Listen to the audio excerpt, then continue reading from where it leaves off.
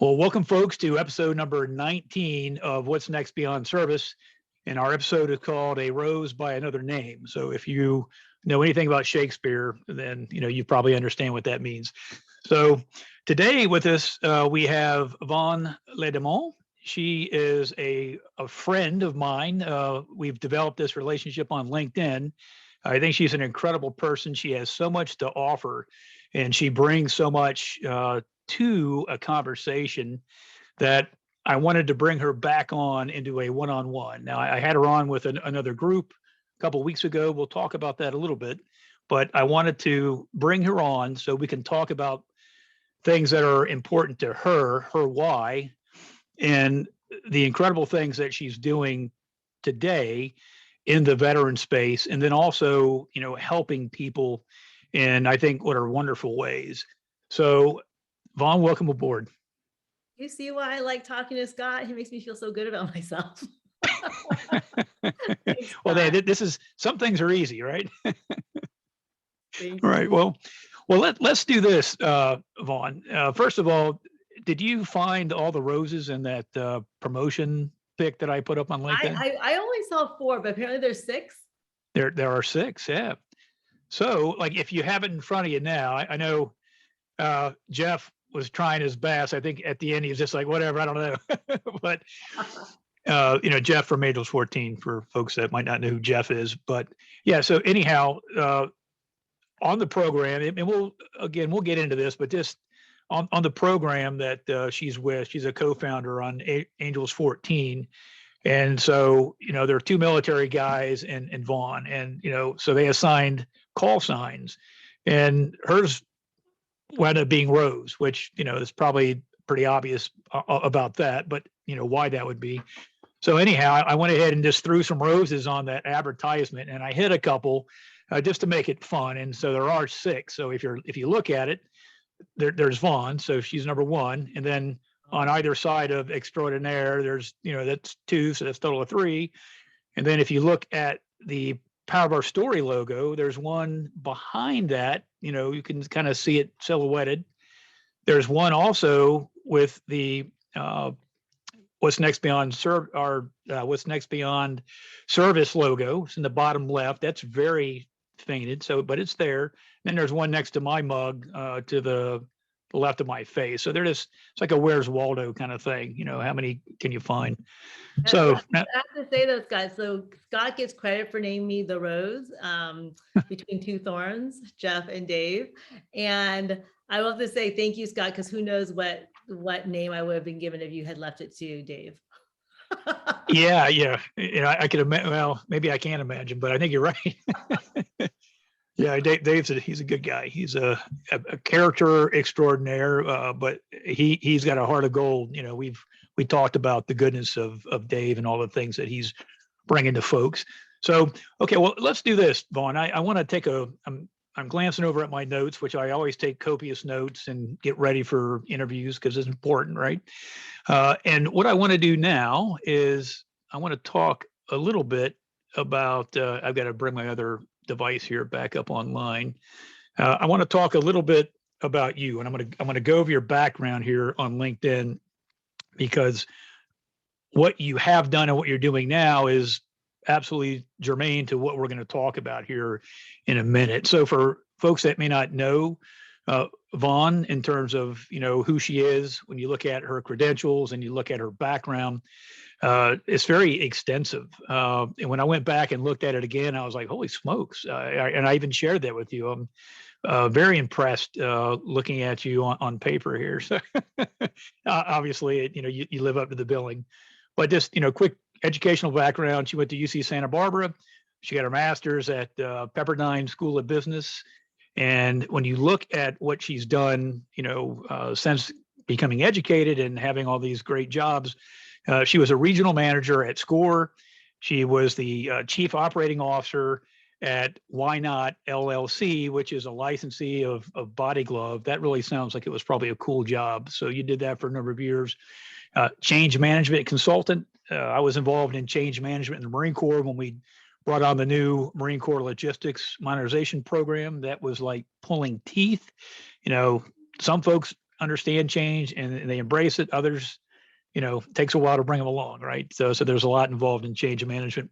She also worked with GSK. Is that the GlaxoSmithKline Pharmaceuticals, right? Okay, so you were in sales leader, trainer, managing partner, owner at Daily Method, vice chair at Happy City, director of arts-based corporate learning with All-Star Teams, founding member of Angels 14, which we've chatted about a little bit. We'll talk about that more later.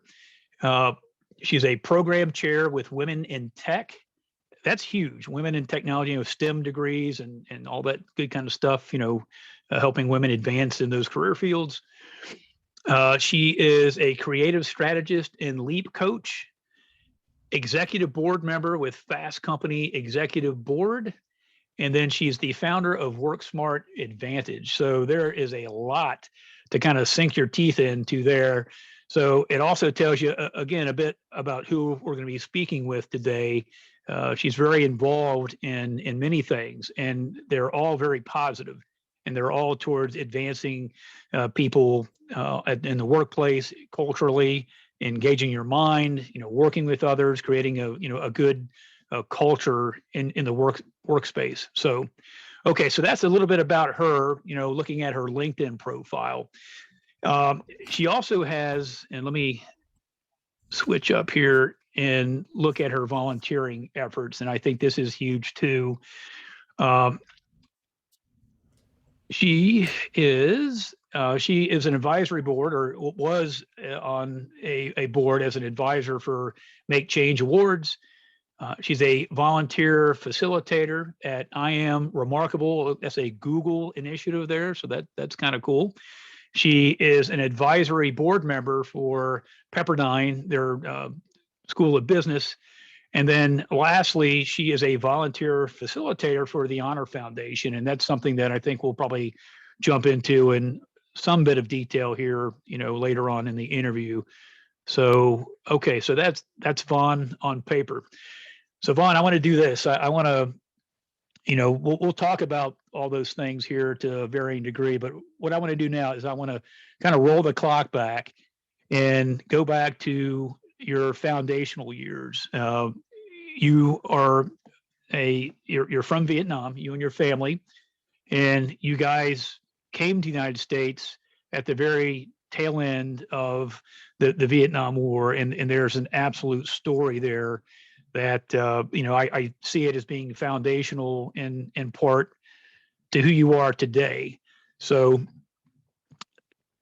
please share with us that part of your story, because I think it's tremendous, especially because we're Americans, and these stories are about America and how we all come together. And I think it's just an incredible positive story. So let's start there. So this story is two parts. The first part really speaks to my why and why I'm very committed to helping veterans and very supportive of the U.S. military. Like you said, I'm a Vietnamese refugee. We came here on April 29th, we fled the country on April 29th, 1975. And if you know history, that's the date that marks the emergency evacuation of all U.S. troops from Vietnam with very little notice. And, they didn't just leave, they tried to help as many of us out as possible.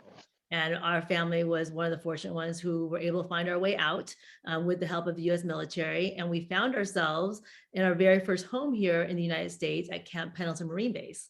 And again, the evacuation was not planned months ahead. So the men and women at Camp Pendleton and another military base in Arkansas, but particularly Camp Pendleton, they had less than 36 hours to build homes for 18,000 refugees. And they did.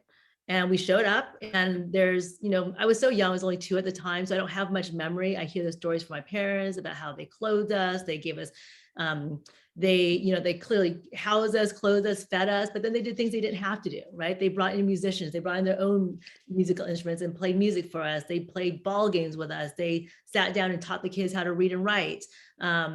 They gave us medical care. So it was And then more recently, about maybe like a year ago, I read this article from a woman who was a teenager at the time who came off the bus at Camp Pendleton, and a Marine walked up to her and in Vietnamese said to her, "Welcome to your new home. I hope you feel safe here." Right. And you said that he said that in Vietnamese? In Vietnamese, yes. Yeah.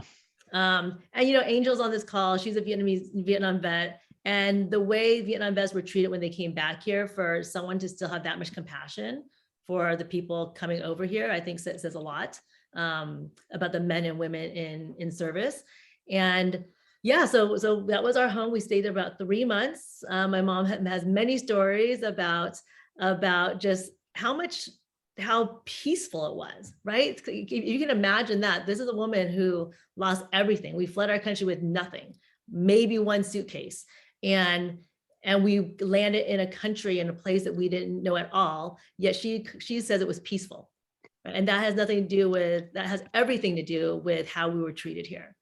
So that was like the first part of our transition into the United States. I don't know, you want to stop there before we move on? Right. Well, yeah, I think that's remarkable for a number of reasons, because that's what America is about. It's what it should be about. And so it's a very positive story, right? Not everyone necessarily has a positive story to share about, maybe immigrating to the United States, because everyone's got different reasons for why they come, different things happen. But when you look at this timing wise, I mean, you're absolutely right about it was something that happened, and it happened quickly. And so folks were reactionary in terms of, bringing that many people from Vietnam here to the United States. And yeah, they came through Camp Pendleton. And that was just a tough time in our history, because you mentioned, or you kind of alluded to it, that this Marine who said what he said, who was able to communicate in your language, your native language, that he had a heart that was in the right place. He may have been spit on by people when he arrived back home in the United States. He may have been called a baby killer. I mean, who knows, right? Because that's what was happening at the time. And when I was an active duty Marine, I always would tell my folks, look, a lot of times people don't know how to convey to you how proud they are, or maybe exactly what to say. And they'll say, thanks for your service. And, and that's something that people debate and talk about. But I would always say it wasn't that way. It hasn't always been this way. So thank God it is. And when they say that to you, your reply should be that of gratefulness, and, act like it's the first time you've heard it, for everyone that says that to you, because a lot of folks aren't connected with the military. They don't even have family members in the military. They may know somebody who has a friend or whatever, 1% serve. So that means a lot. And yeah, that was a very hectic time in our history. And probably not everybody was willing to, look at refugees coming to the U.S. as being a positive thing. Some folks may have felt, hey, we are at war in that country. Why the heck are we bringing folks back, right? They just don't understand, the larger picture. And that, in the end, it's kind of like that, Vaughn, it's kind of like the title of the show, A Rose by Another Name, right? Because on the outside, we all look different, right? But on the inside, we're all the same. And so a rose by another name, I think that absolutely applies, and it matters that we're willing to receive folks for who they are, and the goodness that comes with that. So, okay, I'm soapboxing here. What was interesting about our experience, again, I was only 2, but when my parents look back at that time, the Marines and our experience there, it insulated us from that. We didn't feel unwelcomed. We felt very welcomed. We felt like this was our new home and that people wanted us here. And well, that was the Marines. Yeah.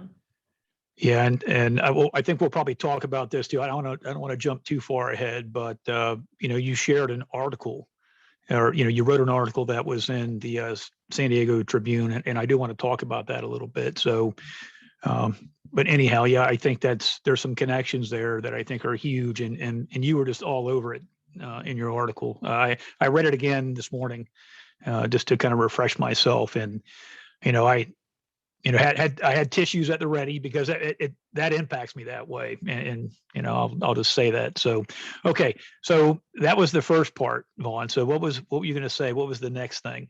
So it's just like going back to like where it's almost full circle. Like what I was doing, what I do now with veterans, we can talk about that later, but it comes back to that's my why, right? Like that they were such a big part of our transition. And the second part is this concept of empowering others, helping others, and this idea of following curiosity. So after Camp Pendleton, we were transferred to a refugee integration center up in Northern California called Hope Village. And our family was transferred up there with several other families, and it was more of an integration center, like how are we getting these families sponsored? How are we getting them jobs? And so there were programs developed, and there was one program developed by one of the volunteers there. Again, hundreds of civilian volunteers now coming up to help us. And this civilian volunteer happened to be a Hollywood movie star, Tippy Hedren. So she's most famously known for her starring role in Alfred Hitchcock's movie, The Birds. So she came up there and she just took a liking to these women at the camp, right? My mom and several other women. And she's like, well, these women, they need to have a career in this country. So she started this program that put together a typing and sewing program for them, because those were careers that were pretty easy to learn, pretty easy to get into, low barrier of entry. And they started this program, but the women, including my mom, had another interest, another curiosity, and that was Tippy's long red manicure nails. So she had these beautiful, she was elegant, right? This movie star, and she had these long red manicure nails, and they had this curiosity about those nails. And rather than ignoring that curiosity, Tippy paid attention, right? I mean, how easy would it have been to just be like, thank you for acknowledging my nails, keep typing, keep sewing, let's get you a job. But she paid attention. And she paused and she started asking like these questions like, well, what if we can get these women licensed and trained as manicurists, despite the fact that they didn't speak English, despite the fact that the challenge of they had no money to pay for tuition. So she just took a small step. She brought her manicurists up to teach them how to do a basic manicure. And then they loved it. They were good at it. So she decided to walk down to the beauty school in Sacramento and ask them, like, is there any way you'd be willing to take on these 20 Vietnamese refugees as students? They don't speak English, they can't pay you. And Citrus Heights Beauty College said yes. So my mom and her friends, like 20 of them, went down there every day, studied, practiced. And after 10 weeks, they all took their exams in writing in English and the practicum. Wow. And passed. And that's the history of the Vietnamese manicure industry in the United States. Like those 20 women became the first 20 Vietnamese manicures in the United States. And then we all got sponsored throughout the country. We were sponsored by a church here in Santa Monica. So we came to Santa Monica. And my mom talks about Tippy coming over and driving her around from salon to salon until she found her a job. She'd take 2 buses to work every day and just sit there, no clients, some days 0 clients, some days 1 client, some days coming home with $5 in her pocket. But she just kept going and she kept persevering. And, she made a career for herself. And she was able to support us. And then it was the Vietnamese refugees and immigrants who came after us that, saw what they were doing. And they continued to ask what if and get curious. And they opened their own beauty schools. They opened their own manufacturing firms. They opened their own beauty salons. And now it's an $8.3 billion industry. Wow. Yeah, it's a pretty incredible story of so many different things, right? Like one woman's commitment to empowering other women, and look what it created.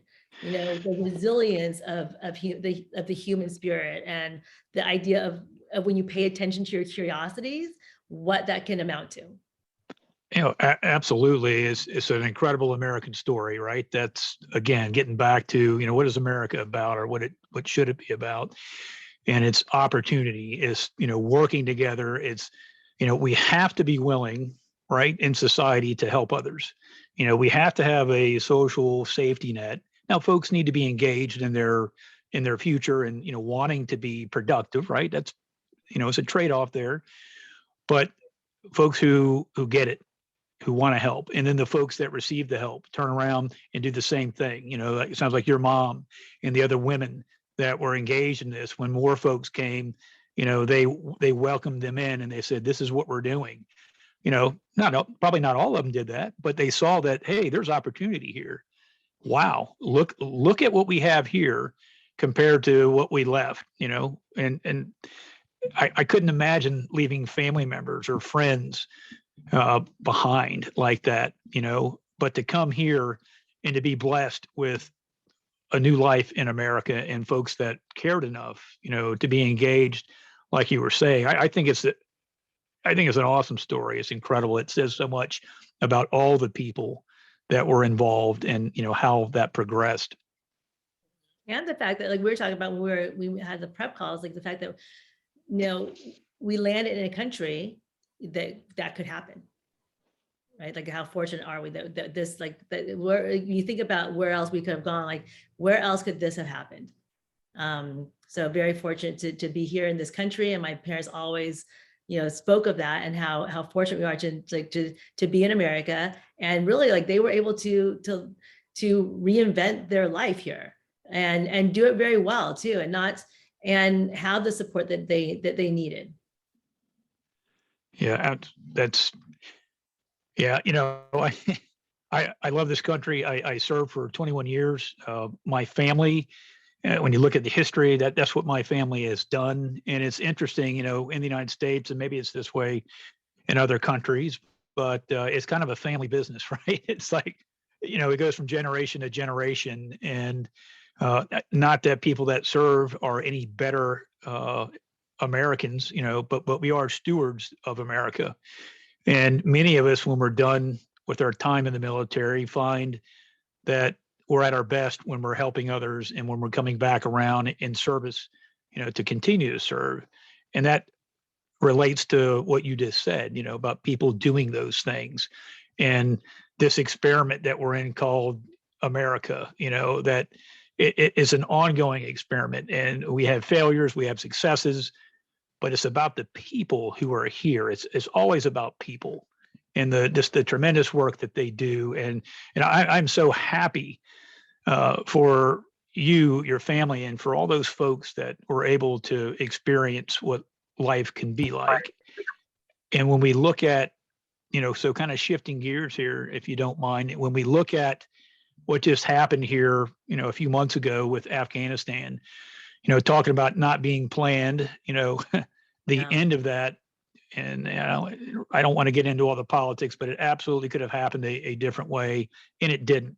So the people on the ground there, the folks in the military, the folks that were, you know, working in our government who were there, they did absolutely the best they can do in a bad situation. And unfortunately, lives were lost.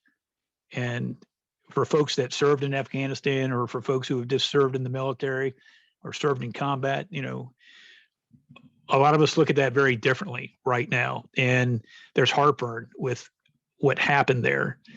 But there are people who have come from Afghanistan and they will be making their homes here, and they're going to have the opportunity, like your family and many thousands others have had.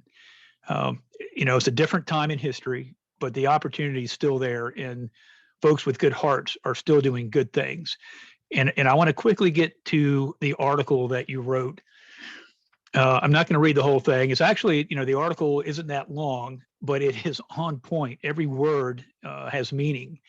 And I just want to share one quick excerpt of that article, and I'm just going to read it here. So this is Vaughn, and in her article, this section, she says, "We cannot control everything. What we can control are our words and perspectives. And we can choose words and perspectives that offer gratitude and hope and are in service of others.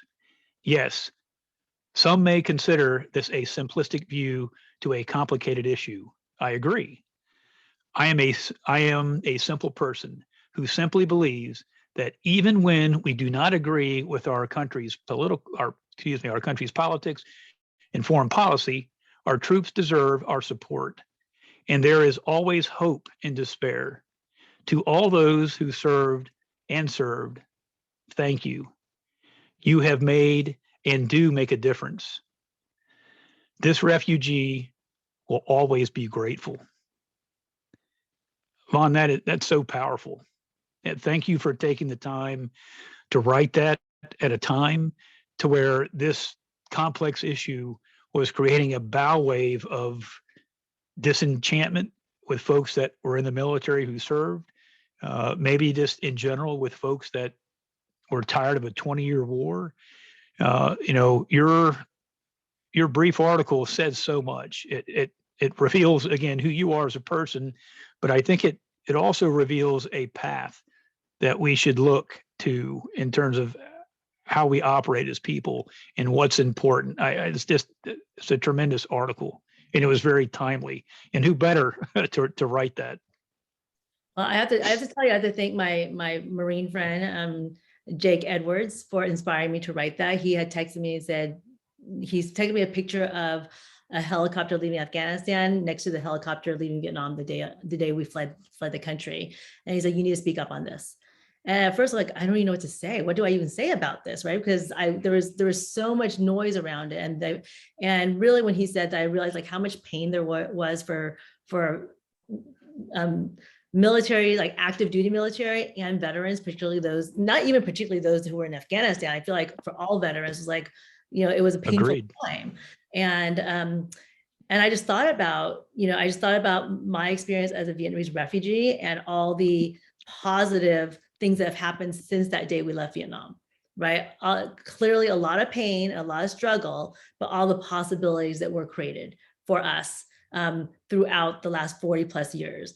And, you know, when I wrote that article, I initially put it on LinkedIn, and I wrote it under the name Yes And, the Yes And of Afghanistan. And the Yes And principle comes from the work I do, like in creative problem solving, right? It's like, yes, this is happening, and also there can be two things happening at the same time. So you read the article, you'll see a lot of things. I'll say, this is happening, yes, and this is also possible. And it really comes from our experience. Like, yeah, we fled our country with nothing. Yes, and look at the opportunities that has brought us. What's going on in Afghanistan? You don't know, like I'm seeing it from, and I know it's a different culture, not to get into the politics of it and the, but it's two different type of countries, two different cultures, but I can see 46 plus years ahead. And like when we fled the communist country of Vietnam, who would have ever thought that my mom could travel back there and visit her mom before she died? Right? Who would have ever thought that we could send money back to them and support them? Whoever thought that a month ago I would be facilitating a workshop virtually for a company in Vietnam where the women running that company said, do whatever you want. We're trying to disrupt this culture. Right? Like there's it's hindsight. Again, it is 2020, and being able to see it from this far of a distance really gave me that perspective of hope rather than frustration. And I just wanted to share that. And obviously, clearly, my respect for the men and women on the ground doing what they're supposed to do and doing the best they can. Yeah, Vaughn, with you, that is so upfront, and you know it's so easy to see. And it, boy, the way that you put that out there is, I think it's just phenomenal. And the more I find out about you as a person, and you know, I look at your history, I look at what you've done in the business world, you know, the heart that you have for people, it really does shape what you're doing now. Which again, you know, we'll talk about that here a little bit later. But listening to you talk right now, I can hear keywords and phrases that you know are intricate and you know are tied into what you're doing now. So I'm excited to talk about that. Now, I also, just for folks that may want to look at the article was in the San Diego Tribune, and it's called it's like an op-ed piece, I guess, and it's the title is "As a Vietnam Refugee, the Crisis in Kabul Reminds Me of the Fall of Saigon." So that's the name of the piece, and it's the 2nd of September, 2021. And again, that's the San Diego Union Tribune. So do yourself a favor. It's a quick read and it's impactful. You're gonna enjoy it, and share it with other people because it's that important. Okay. So Vaughn, let's do this. You know, you've touched on your why, right? And you know where you're going with that. So I'm going to talk a little bit about your volunteer work now. So, you know, I read a couple of the, you know, organizations that you're volunteering for. The one I want to talk about is the your capacity working with the Honor Foundation. So for those that may not know, if you could briefly just explain, who they are, what the organization is, and then what do you do with them? How do you facilitate the work that's being done there? Sure. So the Honor Foundation is they're across the country. They have locations across the country. I work with the facility, the campus in San Diego. So they are an organization that works with special force operators as they transition from military to civilian life. And it's a beautiful transition program because they call it the Waypoint program. It's a 3-month program where they start with, what's your why? Like, what's your purpose? What do you want in life? Because coming from the military, you're told what your purpose is for a very long time. So really to be able to reflect for yourself, like, why am I, like, what is my individual purpose and what is my why? And they also have, there's so much to it. They walk them through a storytelling night, right? So that they're able to tell their story out loud in front of others and really learn how to express themselves in that way. And then it's not until like the last couple of months, we're like, okay, now here's how you write an interview. Here's how you, here's how you write an interview. A resume, here's how you do an interview. And then I won't tell you what I do. Yeah, I want to tell you how I came to the Honor Foundation, because again, sure. I believe in serendipity. I believe in fate, all that stuff. So one of my processes I use in my work is called Lego Serious Play. So I'm a certified Lego Serious Play facilitator. That's a thing. And I was on this Lego Serious Play forum of other facilitators, and someone from Canada wrote in there, there's a guy who knows a guy who's looking for a LSP facilitator in San Diego. I'm like, well, I'm in Los Angeles. I'm just going to give this a shot and see, what they need. So this guy of a guy introduces me to Joe Lara, who was the VP of programming at the Honor Foundation. So we sit down on the call, Zoom call before COVID. He tells me what the program is about. He's like, here's our 3-month program. Where do you think you can fit in some creativity and some Lego Serious Play? So I gave him ideas for about 6 places in the program I think I could insert some creativity. He says, let's do it here. And here happens to be the night before, the last class before graduation is called Transition Night. And it's a night where I come in, I bring all my creative modalities, and we talk about what are the possibilities for your future, right? The fact that your military service informs what you do next, but it doesn't limit what you do next. Like, Amen. Let's look at, what did you like to do as a child? Let's build some ideas from that. Let's sketch some ideas from some of your values, right? So it's like this idea of bringing creativity into it so that you can really get into your subconscious and get out of your ego and formulate ideas for yourself that wouldn't come up if you're only thinking about your military experience. So it's just a gorgeous, beautiful night. I love it. It's the highlight of my career. And it dawned on me, like, standing in front of the first cohort that I was standing in front of, going like, we're in San Diego, 4 or 5 miles from Camp Pendleton, where the military was a huge part of my family's transition. And now 40 plus years later, I can just stand in front of you and be a small part of your transition. Like, this is no accident. That's beautiful. Absolutely. It kind of comes full circle. That's, the other thing I'm thinking about is, we've met each other now, right? We've been talking for a while here on LinkedIn, and the interview with you, Dave, and Jeff a couple of weeks ago. But Vaughn and I actually got to meet each other and have coffee, about a couple of weeks ago.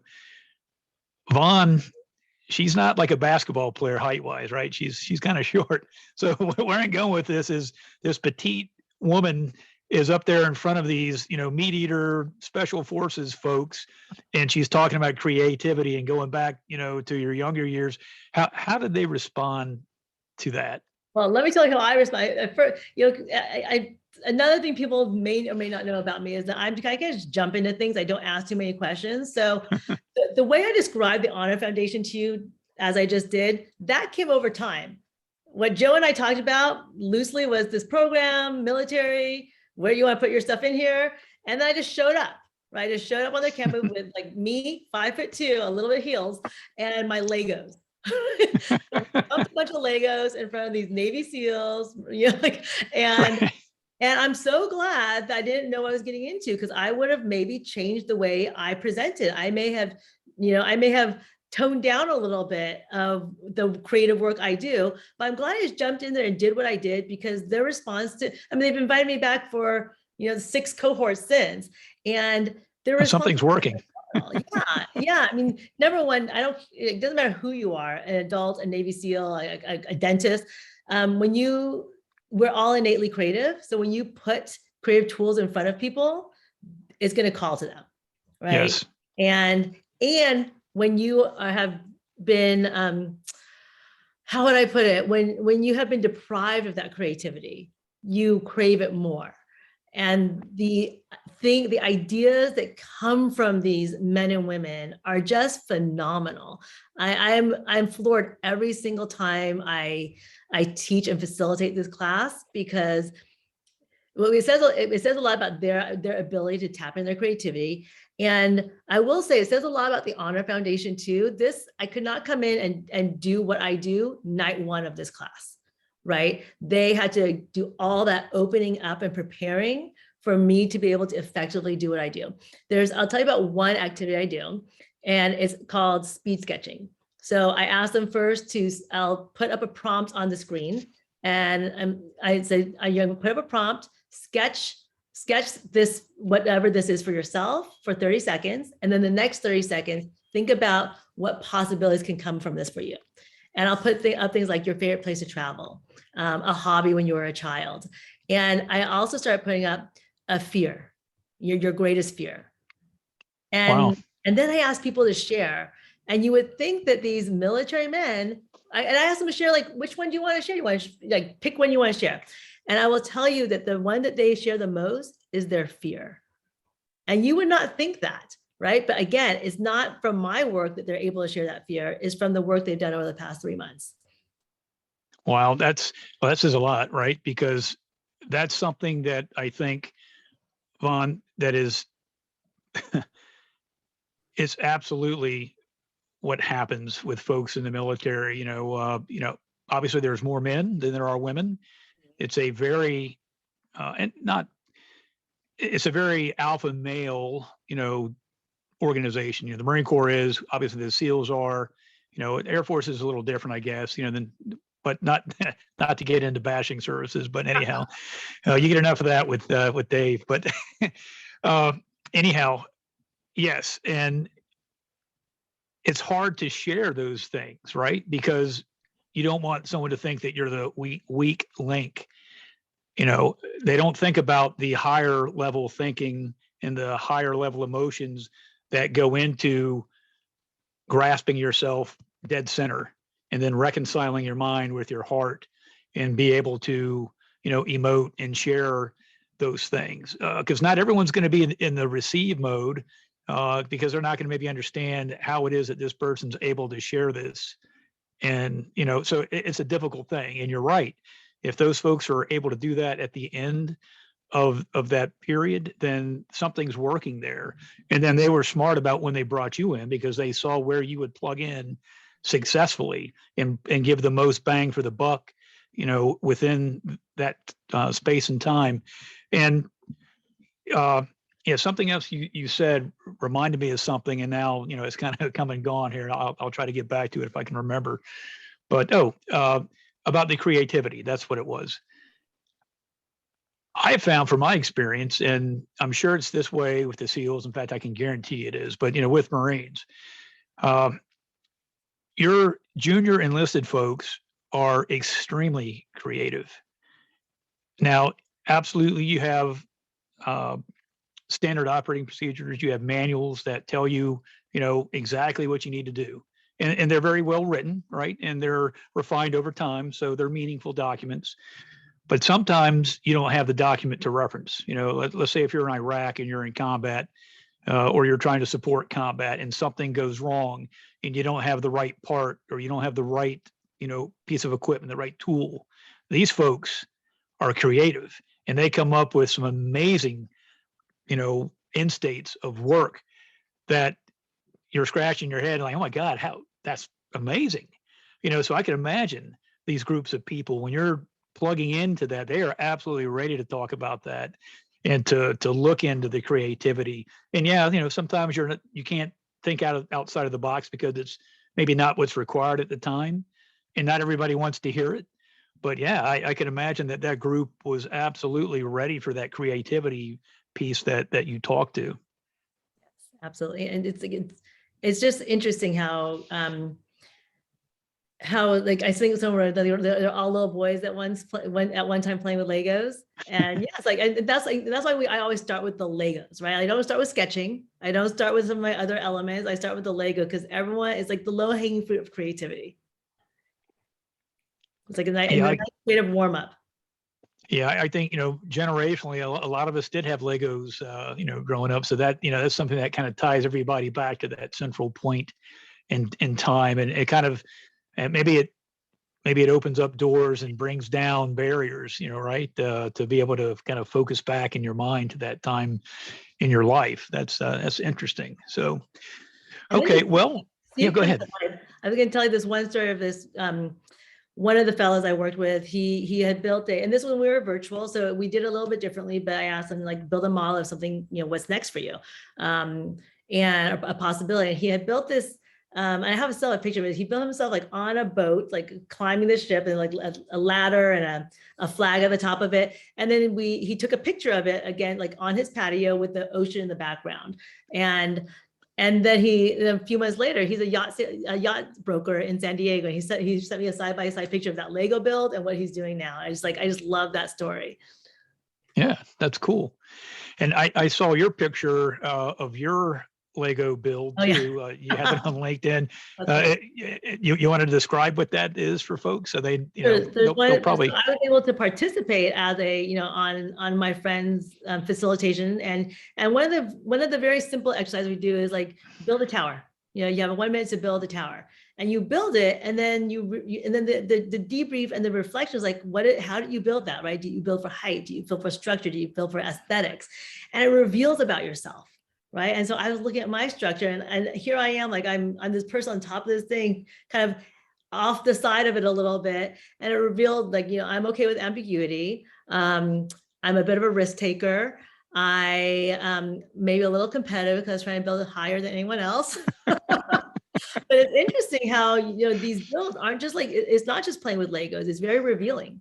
Yes. Yeah, it sounds like it. I think it's really cool what you're doing with that. So, well, so that's what you're doing with the Honor Foundation, and that's very honorable and it's meaningful because folks that are transitioning, they need everything they're getting out of the organization, and the organization's smart because they're finding the right folks to help come in and facilitate the work that they're doing. So, hats off to all you guys that are in that space there. So that's good stuff. So now let's do this. Let's shift a bit here and talk to something that's more, foundational with you in terms of, coming and creating and, making a platform and a space for people. And that space is called Angels 14. You're one of the founding members, you, Dave and Jeff.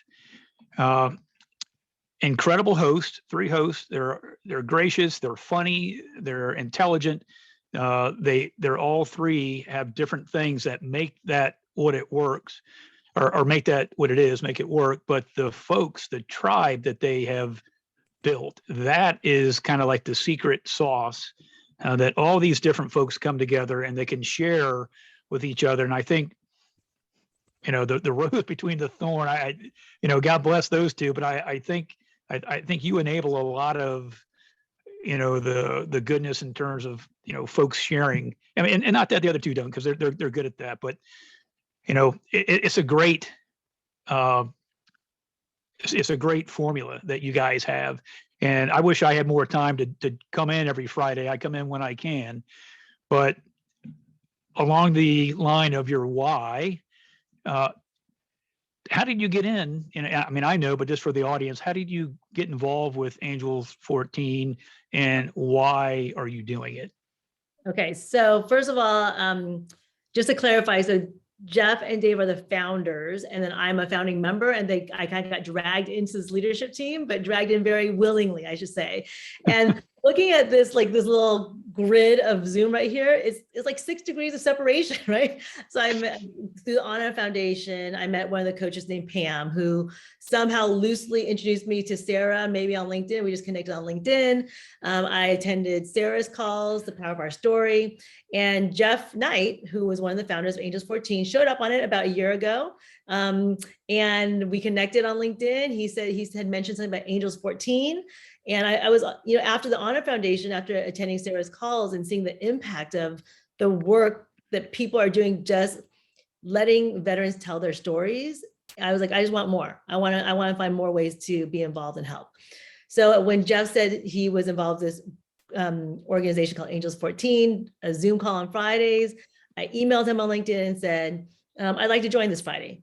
I'll probably have my camera off. I'll be on mute. I just want to see what it's about. So he sends me the link.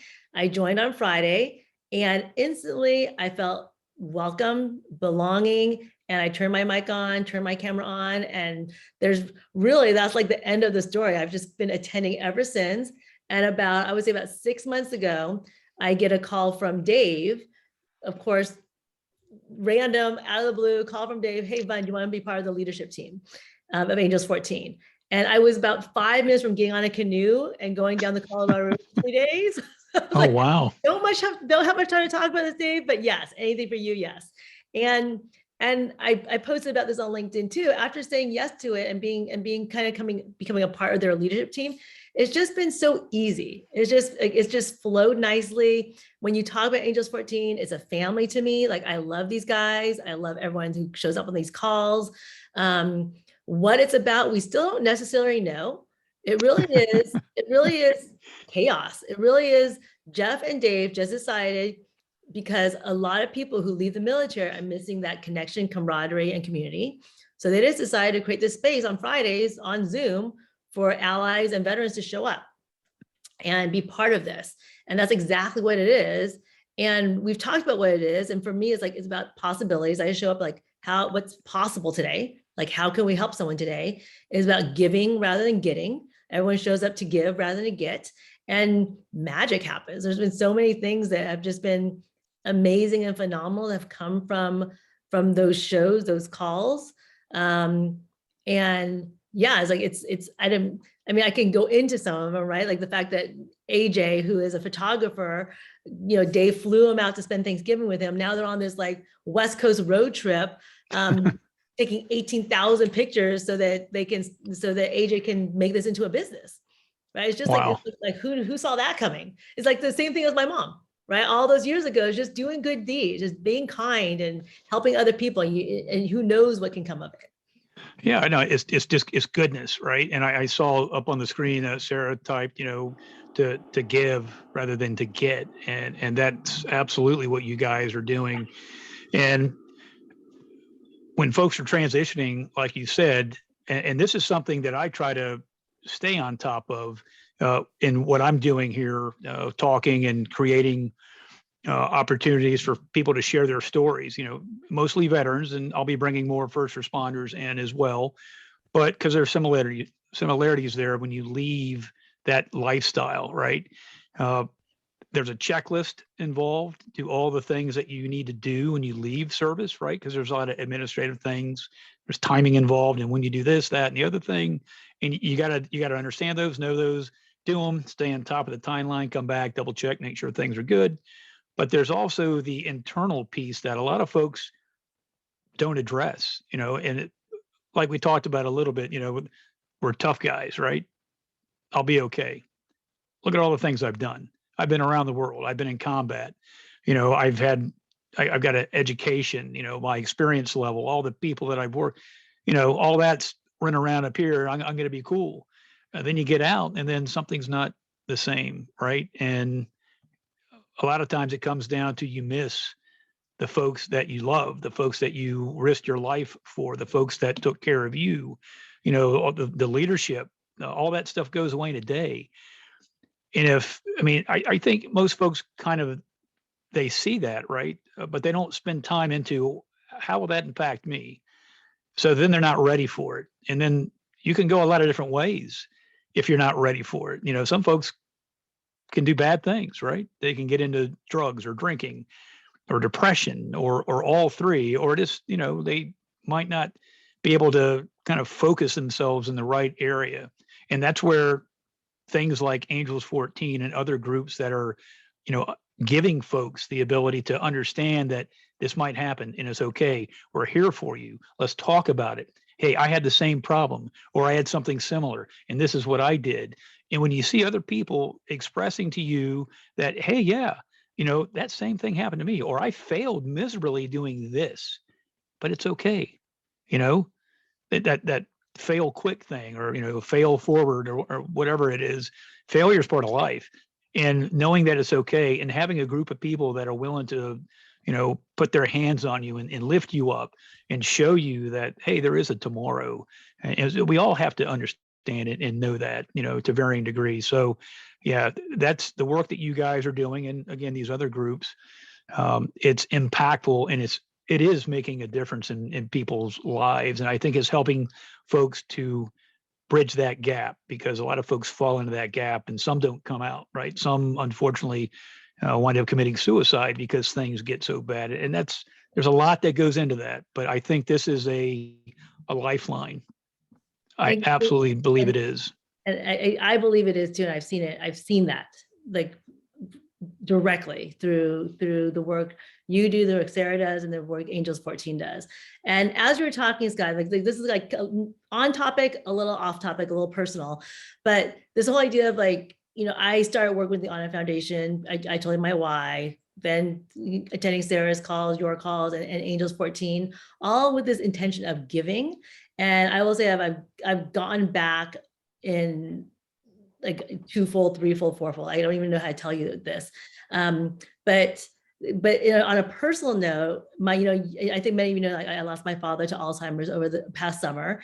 And when you talk about, military veterans and transitioning, I never thought about it this way, but my dad was a lieutenant colonel in the South Vietnamese Air Force. And he lost everything in a heartbeat, right? Not only his position in the military, he lost his country, his home, everything. And I never understood him. And I'm going to try not to start crying. I'm going to try to make Scott cry. But I'm not going to try. Well, that won't be hard. I'm already starting to tear up. But doing this work now, it has even more meaning for me, because I feel like it's bringing me even in his death, it's bringing me closer to him, because it's allowing me to understand who he was and all his losses and the feelings that he had that were never spoken. And it's really given me a way to connect with him that I had never been able to before. Von, talking about, coming full circle, right? That's another part of coming full circle, because of your experiences and what you're doing now and the people that you're connecting with, and you're seeing inside their hearts and minds, and you're hearing their stories, and you're connecting that with, partly, who your father was. And I can say this with 100% certainty, with all of my heart and soul, he is so proud of you. He is absolutely proud of who you are and what you're doing and who you've become and how you're helping other people. This is a big deal. Now I'm getting teary-eyed here, but it matters. It absolutely matters. And that's a beautiful story. It makes me so happy that you have this connection and you feel this way. And this opened up something that's important. Without going into my background with that, I had a similar situation with my dad, who passed. He was 42 when he passed. He died of cancer. And, it's a whole nother discussion, but I was fortunate and very blessed that I had a chance to understand my dad a year before he got sick and passed.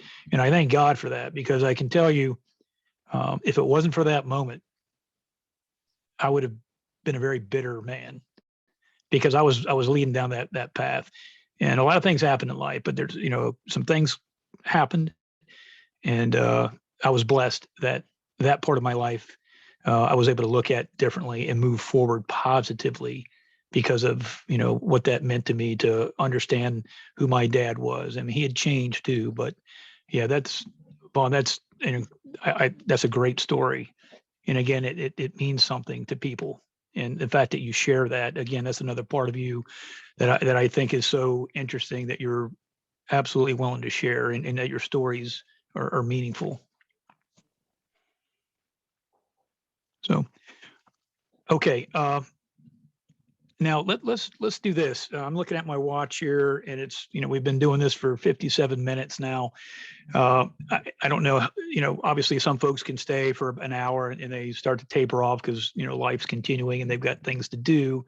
But before I go to questions and comments, I do want to talk, even though we've talked about this a little bit, as we've put this together in a conversation, I want to give you a chance to talk about the larger aspects of what you're doing now, business wise, so I want to give you the chance to talk about creativity, innovation, curiosity, and building a healthy work culture, because all those things kind of build towards that end state, and we're heavily involved with that. So, and I don't want to neck you down to, a finite amount of time, but, what are the things that you feel are important that you want to share about what you're doing in that area? So my work, I own a company called WorkSmart, where I do team and leadership development all through what I call creative integration, which basically means it's all done through creativity, play, experiential learning. And again, it's one of those things where I just kind of like jumped in, started. And when I first started my business, it wasn't about what it is now. It was about this idea, like just bringing hands-on arts and crafts into the workplace so people can just get their hands dirty, kinesthetic learning, and just be creative. And that didn't go so well. no one was buying arts and crafts in the workplace. So I tied it to things that people would bring in, like the idea of team development, leadership training. And it was still, for me, all about bringing arts and crafts into the workplace. And over time, what I found by doing that and adding this creative element into the practice of leadership training, developing teams, is not only was I able to get people to be more creative and bring out their innate creativity, but really the power of creativity is it gives everyone a chance to have their voice heard. Right? That's the strongest, most powerful thing that I can say about my work now, is that when you bring in creativity, because it's a capacity that every single person in the room has, you're giving everyone a chance to have their voice and their ideas heard. And oftentimes in the corporate environment, that just is not the case, right? The people who are more assertive, aggressive, the people who are extroverts, they all get their voice heard. But what about those introverts? What about those non-English native speakers when we're talking about companies in America, in the United States? How are they feeling comfortable to share? And oftentimes it's not to speak up in front of a crowd of people or a room full of people. But if you give everyone Legos and say, everyone build an idea, everyone has an idea they can build and everyone can share that idea. If you ask them to, I'm going to play music for 10 minutes and come up with your ideas and write them down, and then we'll pass them around the room, and then everyone share the idea that lands in front of them, that's another way you can do it. So my use of creativity now is, yes, I always throw in at the end of my workshops what I call a creative artifact, which is basically arts and crafts with a fancier name. And that creative artifact is something we make hands-on that is a reflection and a reminder of the work we did that day. So that's the creativity I still bring to it. I've also brought in many other people. So I do a course, I just did a course on building vulnerability and trust as a leader. And we teach skills, we teach mindset, skills and tools, but then we have an experience of it. So for that, I bring in a spoken word artist, and we ask people to, he teaches people how to write a poem. And the poem, and again, like my work proves to me that we're all creative, because the poems these executives, these people in the workplace come up with are just beautiful and vulnerable. And yeah, so I mean, you can tell I just love the work I do. And yeah, I think for me, it's the creativity part of it is about doing things in creative ways so that everyone can have a chance to have their voice heard. The curiosity part of it for me is this idea of what we talked about before, like when we follow our curiosities, our natural curiosities, what possibilities can that create for yourself and for others? Yeah, it's something you talked about, the corporate world, the structure and, who gets to talk, who has input. a lot of that also depends on the type of leaders that you have in those organizations, right? Military is very hierarchical, right? In terms of the structure.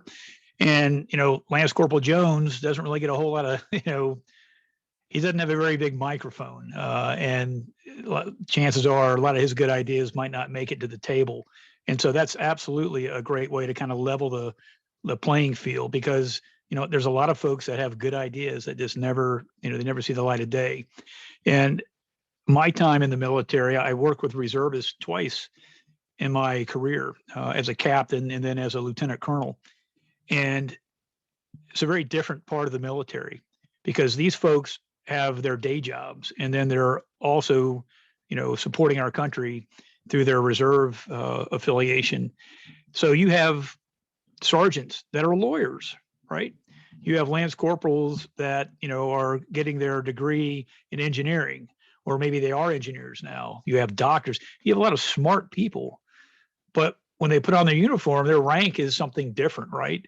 And man, I tell you, I learned a lot in that environment, because on the reserve side, they're good at allowing more to come to the top, right? That creativity thing. I really believe that, because I saw it.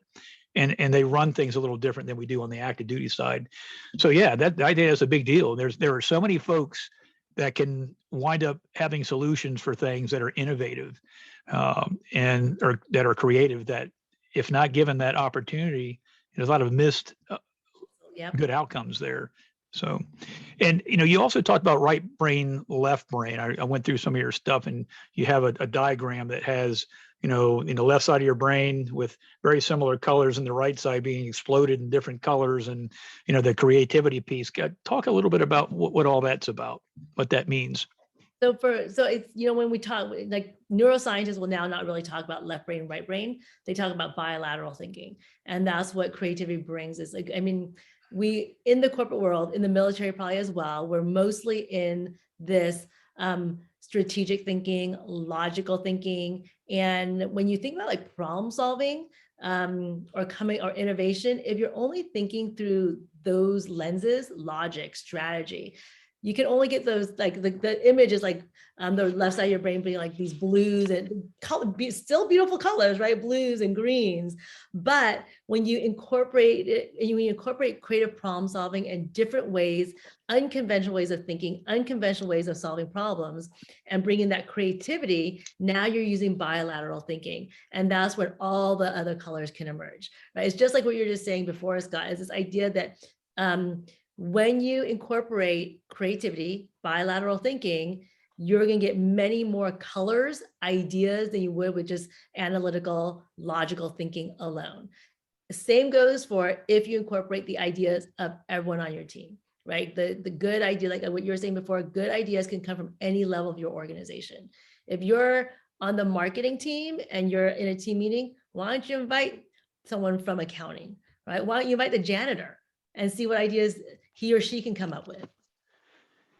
Hey, the janitor probably knows more about organizations than a lot of folks who lead organizations, because they're out and about. They hear what's going on. They see what's going on. And you just reminded me of something. I'm just going to share this briefly. I was a battalion commander my last job, and the gentleman who was our facilities manager, our janitor, he served in the Army. He got out as a staff sergeant, but he worked for a company, and he was our guy. He came to our facility, and every morning he was there. He would come by my office, and he was coming by just to do his work. But him and I would talk. Some mornings we'd be chatting for an hour, and it's like, oh my gosh, hey, the phone rings or something, and I got to get back to. But he would share, not that he was telling on people, right? But he would come and give me positive reinforcement for the things that he saw that were good. And then he would also tell me, things that maybe other folks didn't tell me, but it was cool because we became friends, and he cared about people, right? And he cared about the folks that became his friends working in the organization. And because he got around and saw everybody, he was we invited him to all of our Christmas parties, Thanksgiving parties, change of commands, promotions. He was part of the team. And that brought back a great memory of being inclusive. And I invited him into my retirement ceremony, and I said a little bit about him, that he was much more than someone who facilitated and engineered maintaining our building. He was a guy that had a heart and a soul and a mind, and he was a team member. So yeah, that's a good memory. Yeah, So, and the inclusivity too, I think is important. Yeah, absolutely. Okay, well, this solely based on time now. We're at 1 hour and 7 minutes. So what I want to do, Vaughn, is, take a breath here, and then I want to bring Sarah in, Sarah Carell, because I know that she's probably just, ready to explode because she wants to talk about some of what we've discussed. And then Sarah, if you can help facilitate any questions or comments that we want to bring into this part of the interview now. So what you got, Sarah? Oh gosh, I love so much of it, Vaughn. You are just a bright light, just a sun, bright sun. I love the creativity part. I'm from a musician's family, a musical family where a lot of creativity is there. I'm left-handed, so I know that what you were saying about, left and right brain, they don't really talk about that as much, but I would be a stereotypical left-handed person. That's how I operate in the world.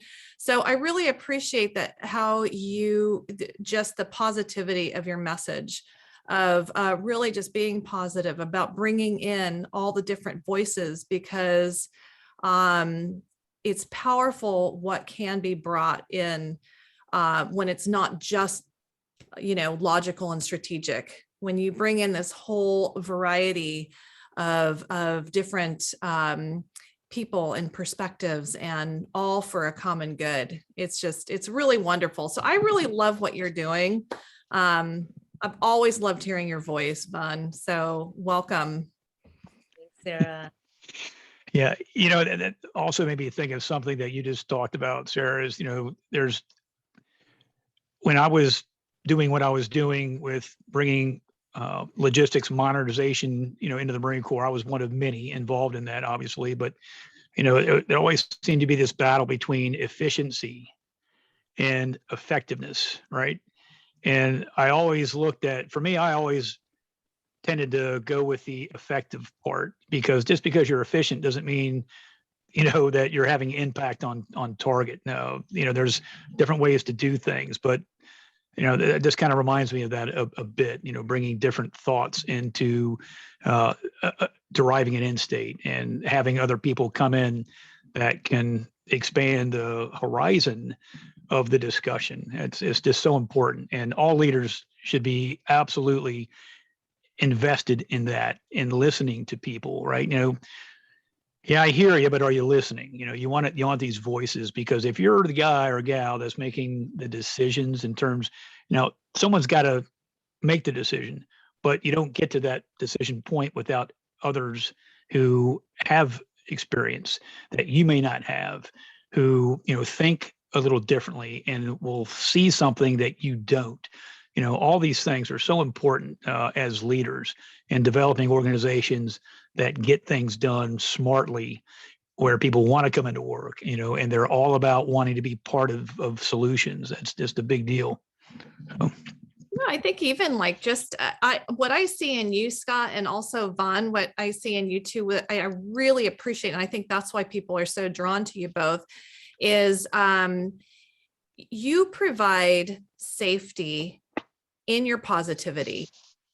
Like how you talk offline and online, it's so supportive and positive that people know that is what you spread.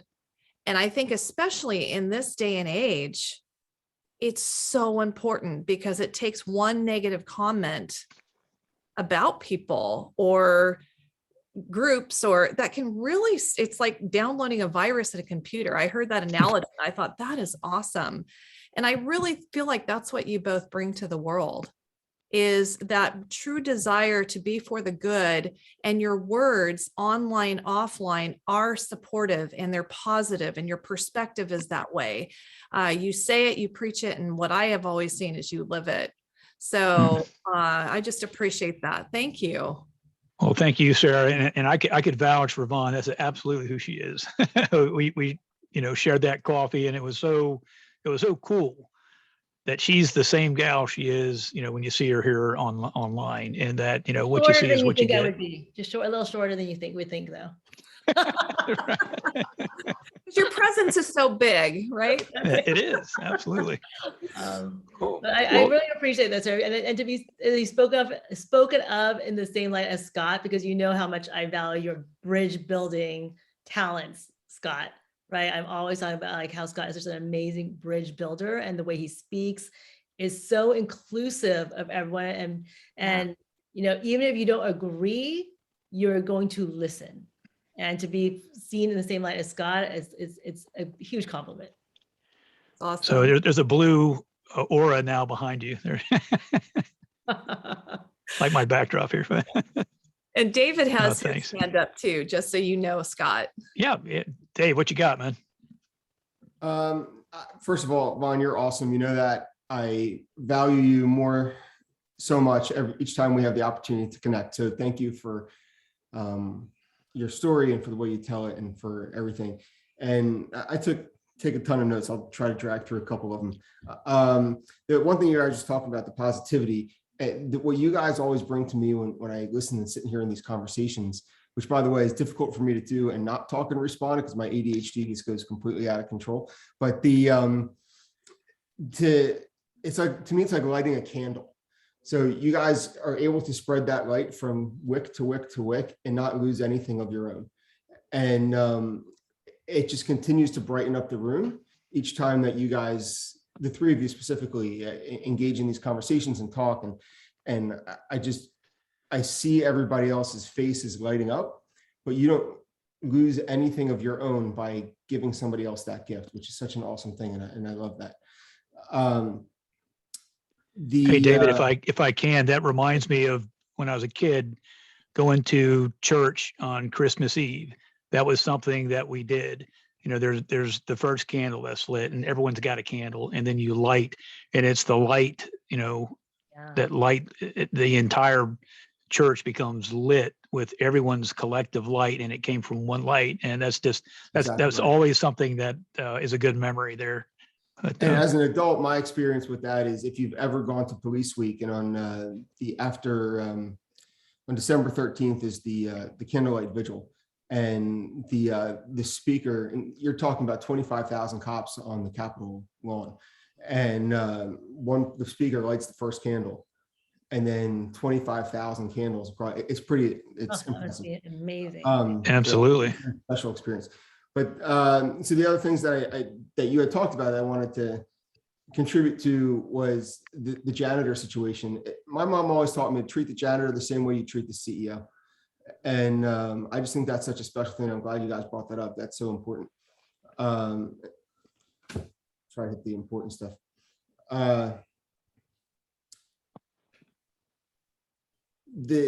We talked about the resiliency thing, and you guys talked about that. And you guys know that my thing is about bouncing forward, not bouncing back. And so I just think that the way your family did that is such an example.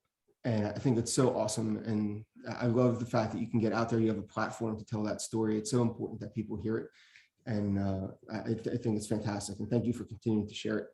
And the one thing that, Vaughn, that always leaves me thinking about you is the one time you told me about comparing today's law enforcement to yesterday's soldiers from that era. And I use that so many times, I can't even begin to tell you in my conversations with people. And thank you for that analogy and that thought.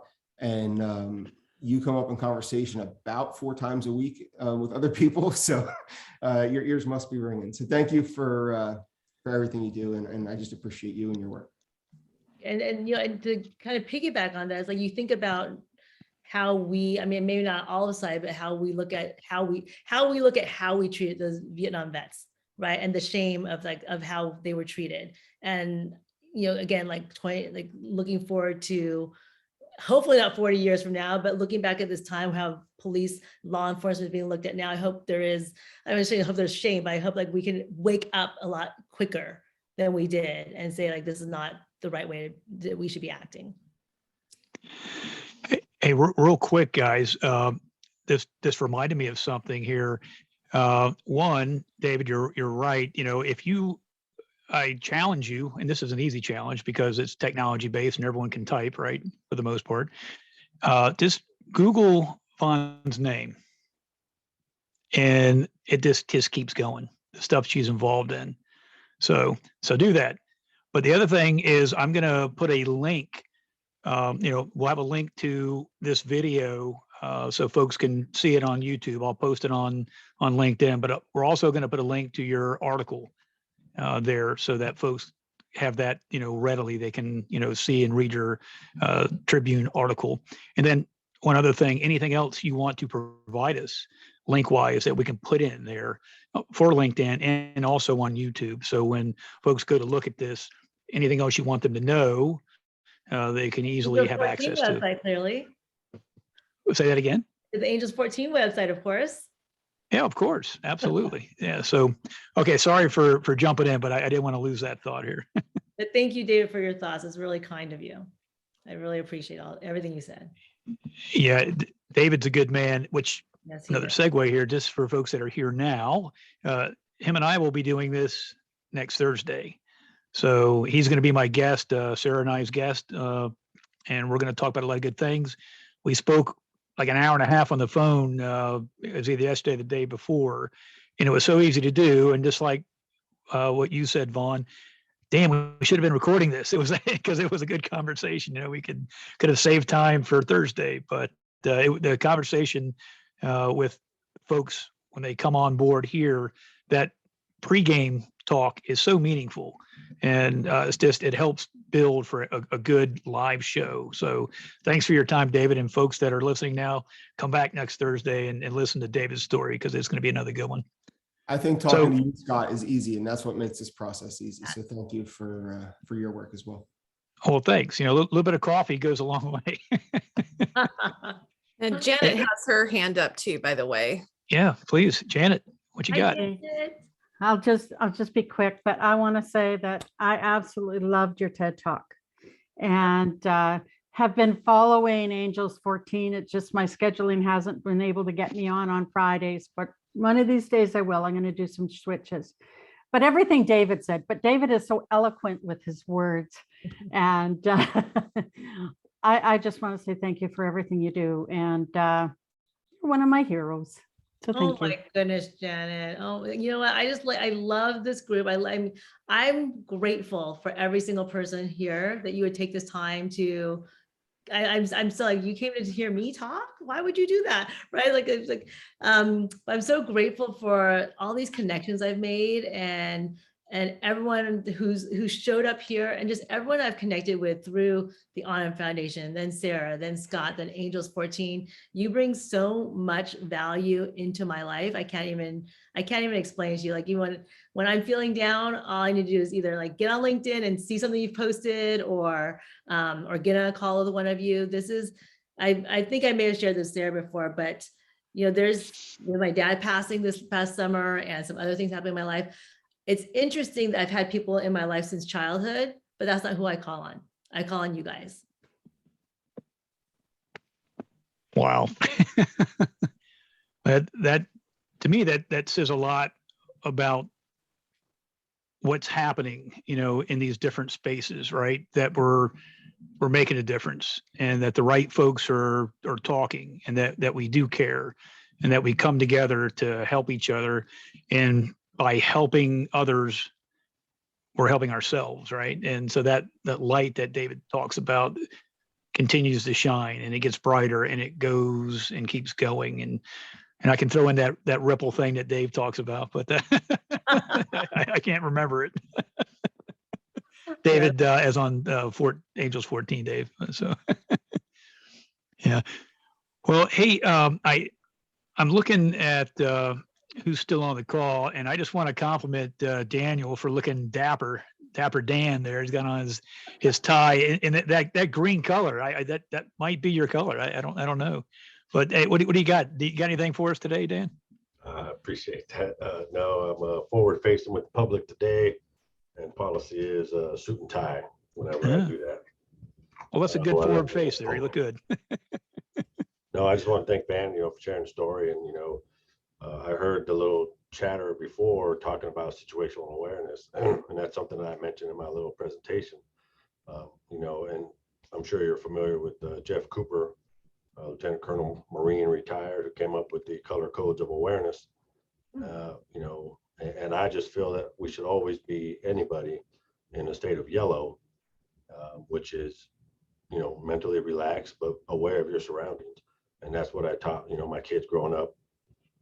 And because that's the way I was trained. And in my presentation, when I give my story, I talk about a lot of people think that us in the military or first responders, we are always hyper vigilant. And I think we need to, separate hypervigilance and situational awareness, or being situationally aware.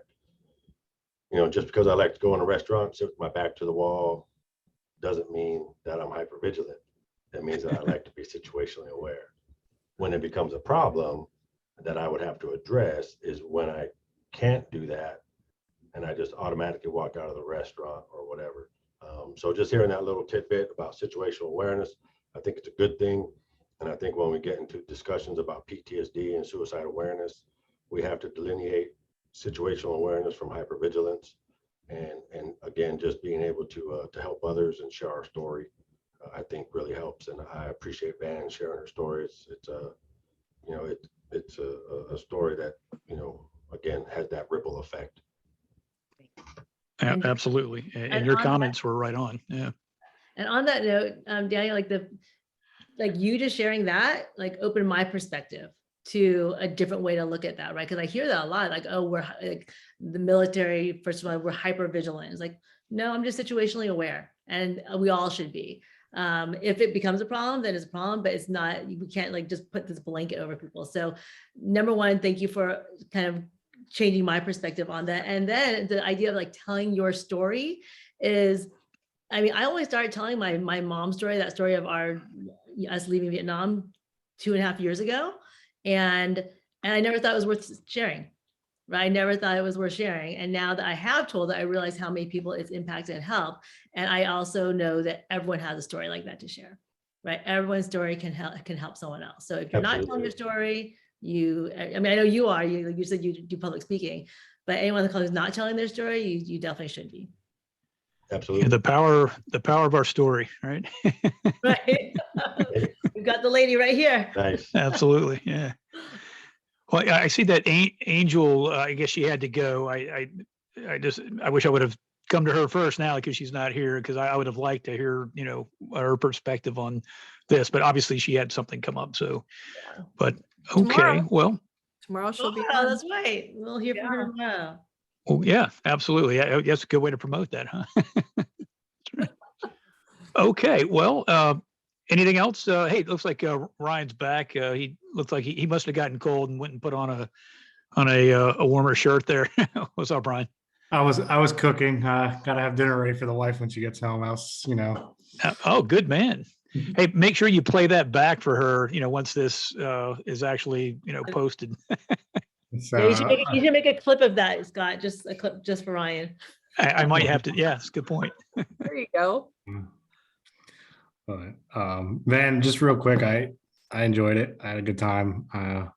You're inspiring, and it motivates me to realize that the founding values of our country and where we've gone as a country are still intact and have been a benefit to you and your family. And it gives me an honor and a motivation to have served our country, both in the military and our community now as an active law enforcement officer.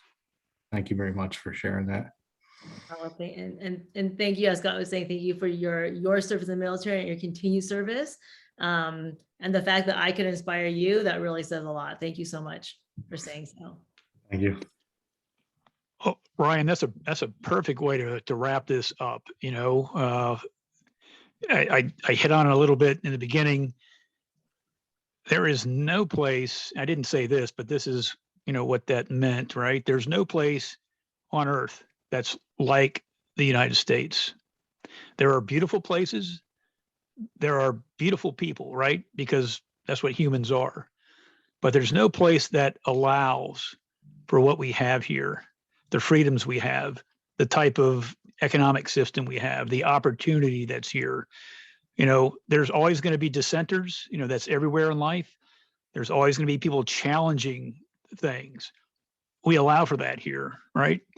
And sometimes the narrative can be such that we're overwhelmed with all of the bad stuff because that's pervasive. If it bleeds, it leads. We see that in the news, and things like stories like Vaughn has to share, they're out there. We just need to find them and put some light on them. Like David said, let's shine light on these instances because they're out there. Let's get the other stuff out of the way and let's talk about these things, because through dialogue is how we continue to exist as a nation. We have to talk to each other. If you don't talk to your wife or your husband, your spouse, that's probably not going to end well, right? And sometimes the discussions are hard. Sometimes they really suck, but they're needed. So we've got to be able to talk as a nation. And that's the other part of doing this, is because there is goodness out there. It's still there. There are plenty of people doing good things. And by bringing these stories out in front so that folks can see it's happening, share, take a bite of the fruit, not the apple, right? But something that's wholesome, something that you can take in, and then you have that energy to go forward and to share in this fashion. And I think that's absolutely one of the reasons why I wanted to bring Vaughn on, because she is all those things. Her story is incredible. It's an American story. So, okay. All right, guys. Well, we are at the end of this segment. Thank you so much, Vaughn, for your time. Do you have any parting words that you want to share here before I turn off the recording button? Well, I just clearly thank you everyone for being here. Like I said before, I really value the friendships I've been making through this connection, and go out there and follow your curiosity and do something creative today. That's right. Awesome. Okay, guys. Well, this has been a fantastic session. And as I said earlier, next week we'll have David on. So please come back for that. God bless you guys, and we'll see you next time. Bye, everyone. Bye, everyone. Have a great day. Bye, everyone.